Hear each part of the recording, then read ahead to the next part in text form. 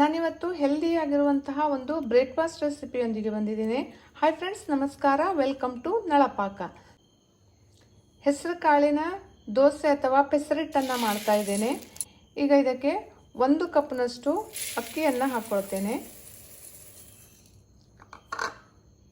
ಹಾಗೆ ಇದನ್ನು ಚೆನ್ನಾಗಿ ತೊಳೆದು ಓವರ್ನೈಟ್ ನೆನೆಸಿಡ್ತೇನೆ.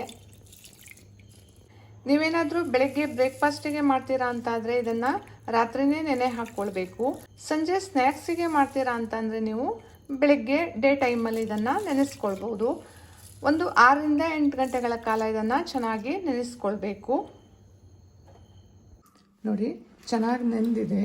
ಈಗ ಇದನ್ನು ರುಬ್ಕೊಳ್ಬೇಕು. ರುಬ್ಕೊಳ್ಳಿಕ್ಕೆ 1 ಇಂಚಿನಷ್ಟು ಶುಂಠಿಯನ್ನು ಹಾಕ್ಕೊಳ್ತೇನೆ. ಹಾಗೆ ಒಂದು 4 ರಿಂದ 5 ಹಸಿಮೆಣಸಿನಕಾಯಿಯನ್ನು ಹಾಕ್ಕೊಳ್ತೇನೆ.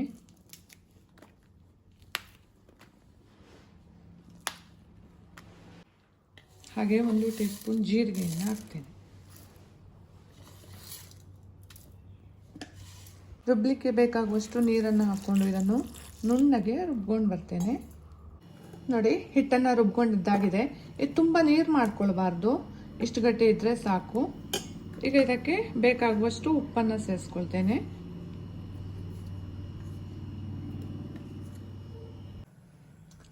ಈಗ ತವಾ ಕೂಡ ಚೆನ್ನಾಗಿ ಕಾದಿದೆ.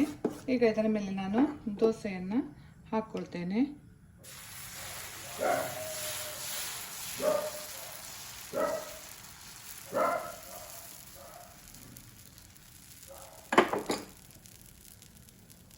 ಮೇಲಿಂದ ಸ್ವಲ್ಪ ಚಿಕ್ಕದಾಗಿ ಹೆಚ್ಚಿಟ್ಕೊಂಡಿರುವಂಥ ಈರುಳ್ಳಿಯನ್ನು ಹಾಕ್ಕೊಳ್ತೇನೆ. ಈರುಳ್ಳಿ ಹಾಗೂ ಹಸಿಮೆಣಸಿನಕಾಯಿಯನ್ನು ಹೆಚ್ಚಿಟ್ಕೊಂಡಿದ್ದೇನೆ. ಇದು ಆಪ್ಷನಲ್ಲು, ನೀವು ಬೇಕಿದ್ರೆ ಹಾಕ್ಕೊಳ್ಬೋದು, ಇಲ್ಲಾಂದರೆ ಸ್ಕಿಪ್ ಮಾಡ್ಬೋದು. ಹಾಕಿದರೆ ಚೆನ್ನಾಗಿರುತ್ತೆ.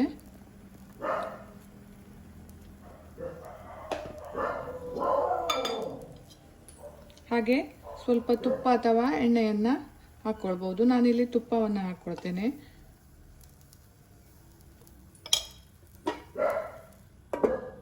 ಇದನ್ನು ತಿರುವು ಹಾಕಬೇಕಂತ ಅವಶ್ಯಕತೆ ಇಲ್ಲ, ಒಂದೇ ಕಡೆ ಹಾಕ್ಕೊಂಡ್ರೂ ಸಾಕು.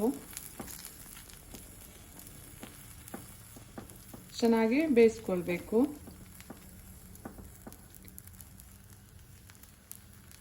ಪ್ರತಿದಿನ ಒಂದೇ ಥರ ದೋಸೆ ತಿನ್ನಕ್ಕೆ ಬೇಜಾರಾಗತ್ತಲ್ವಾ? ಈ ಥರ ಬೇರೆ ಬೇರೆ ಏನಾದರೂ ಮಾಡಿಕೊಟ್ರೆ ಮಕ್ಕಳು ಸಹ ಇಷ್ಟಪಟ್ಟು ತಿಂತಾರೆ. ನೋಡಿ, ಈಗ ಚೆನ್ನಾಗಿ ಬೆಂದಿದೆ. ಈಗ ಇದನ್ನು ತಕ್ಕೊಂಡ್ರೆ ಆಯಿತು.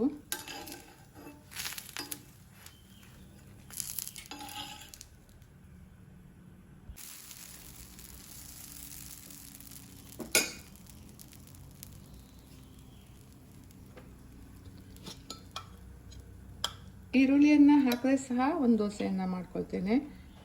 ತುಪ್ಪ ಮಾತ್ರ ಹಾಕ್ಕೊಳ್ತೇನೆ.